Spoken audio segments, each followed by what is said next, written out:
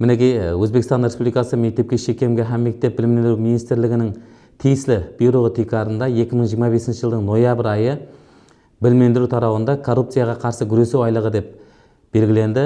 Бұл айлық шеңберінде Қарақалпақстан Республикасы мектепке шекемге һәм мектеп білім беру министрлігі тарапынан бір қанша ұнамлы жұмыстар әмелге асырылмақта. Атап айтатын болсақ, мінекей ұлыма орта білім беру мектеплеріндегі мұғалімдердің сабақ бөлістірілуі һәмме уақытта бір машқала болып келетін еді. Яғни бұл жерде таныс білісшілік, әрқилы өзінің категориясы дұрыс келмесе де көбілеу сағат алуды әрекет ететін оқытушыларымызда ұшырасып тұратын еді.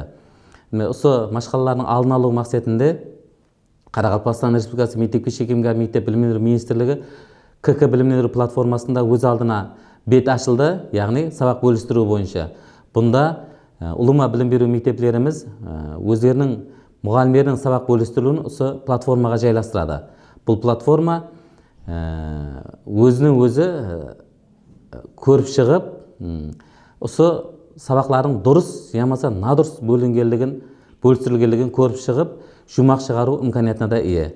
Мінекей біздердің мақсатымыз кішкентай болса да коррупцияның алдын алуға қаратылған бұл ләжларды бұнан кейінгі уақытларда да давам еттіреміз деген ниеттеміз.